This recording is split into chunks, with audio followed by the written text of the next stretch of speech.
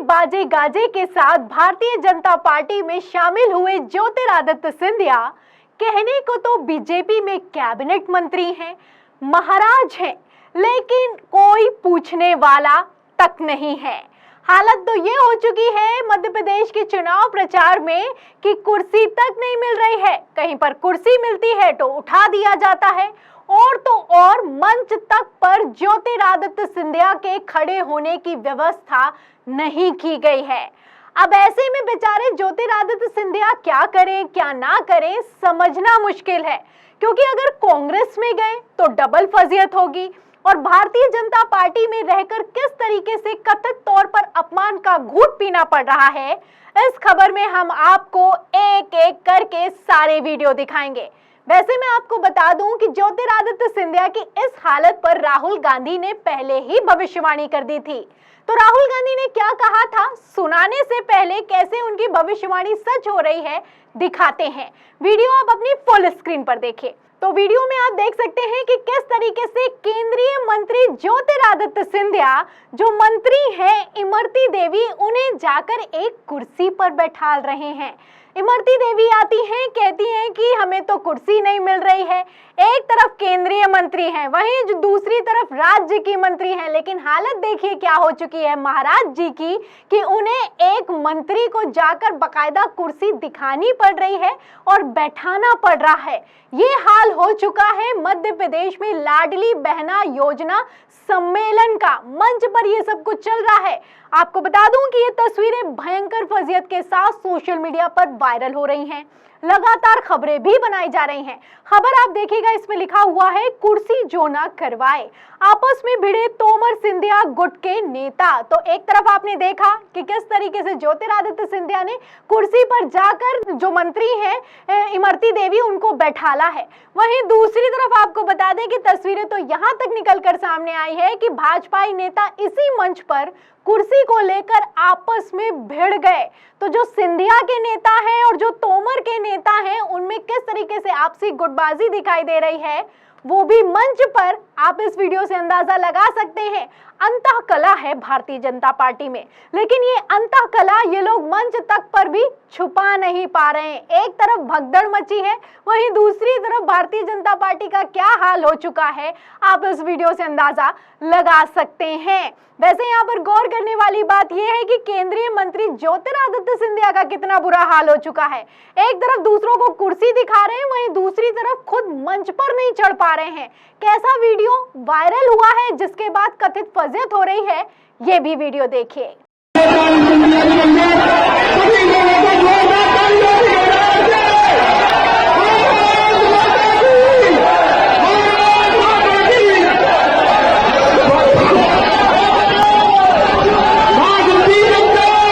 Video में देख सकते हैं ये केंद्रीय मंत्री हैं, ये महाराज कहे जाते हैं।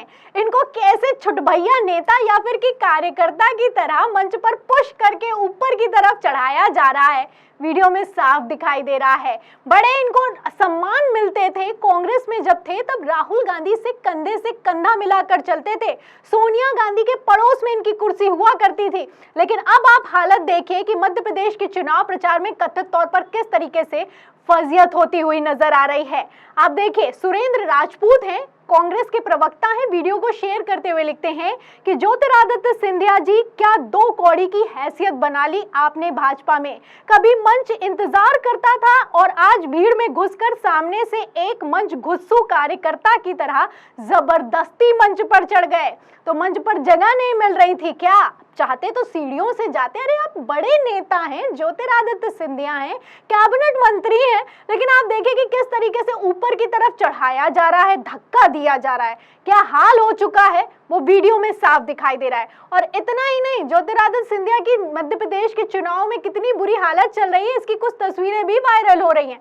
तस्वीर आप देखिए कि किस तरीके से शिवराज सिंह चौहान आगे की तरफ चल रहे हैं, बाकी जो कार्यकर्ता भी चल रहा है उसका भी हाथ खाली है, लेकिन ज्योतिरादित्य सिंधिया ने एक बैग पकड़ रखा है।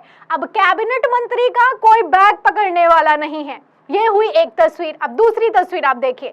आप इस तस्वीर में देखिए कि जन आशीर्वाद यात्रा को जेपी नड्डा पहुंचे हुए हैं मध्य प्रदेश में हरी झंडी दिखाने के लिए। एक तरफ जेपी नड्डा और जो मंत्री हैं और उसी के साथ जो मुख्यमंत्री हैं शिवराज सिंह चौहान, उन्हें माला पहनाया जा रहा है, लेकिन साइड में खड़े ज्योतिरादित्य सिंधिया कैमरे के पूरे फ्रेम तक में नहीं आ पा रहे हैं, ताली बजा रहे हैं। क्या हाल हो चुका है। अब आप इस तस्वीर को देखिए कि ज्योतिरादित्य सिंधिया जो कांग्रेस से गए थे भारतीय जनता पार्टी में जाकर कांग्रेस को कोस रहे हैं, लेकिन जो कांग्रेस ने इनको सम्मान दिया वो भारतीय जनता पार्टी में मिल पाना कितना मुश्किल है। अरे सम्मान तो दूर की बात है, कितना कथित तौर पर अपमान हो रहा है आप तस्वीर से देख सकते हैं, अंदाजा लगा सकते हैं। हालत तो ये हो चुकी है ज्योतिरादित्य सिंधिया की कि कहीं पर अगर कुर्सी पर बैठे होते हैं तो उनको उठा दिया जाता है। आप वीडियो में देख सकते हैं कि किस तरीके से उन्हें कुर्सी से उठा दिया जाता है। बेचारे चुपचाप उठते हैं और पीछे की तरफ जाकर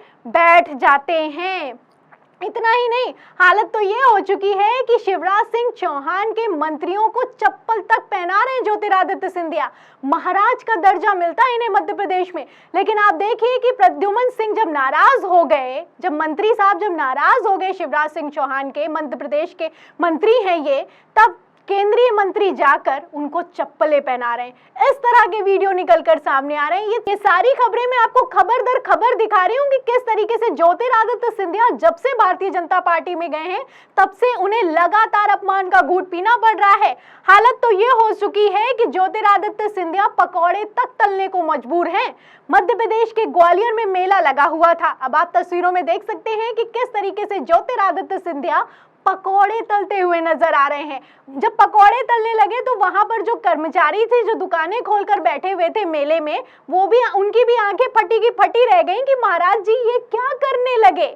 पैसे तो जब भी ज्योतिरादित्य सिंधिया जब कांग्रेस में थे तो किसी मेले में जाते थे तो लोगों को पैसे देकर उनकी हौसला अफजाई करते थे, लेकिन अब हालत ये हो गई है कि भारतीय जनता पार्टी की पकौड़ा तलना अभियान को प्रमोट करने के लिए खुद महाराज जी मेले में पकौड़े तलते हुए नजर आ रहे हैं। तो ये वो वीडियो है, ये वो तस्वीरें हैं जो कि चुनाव में और चुनाव से पहले किस तरीके से ज्योतिरादित्य सिंधिया का अपमान करवाने का काम करती हैं, आप देख सकते हैं। फिलहाल ये सब कुछ जो भी हो रहा है इसकी भविष्यवाणी राहुल गांधी ने पहले ही कर दी थी।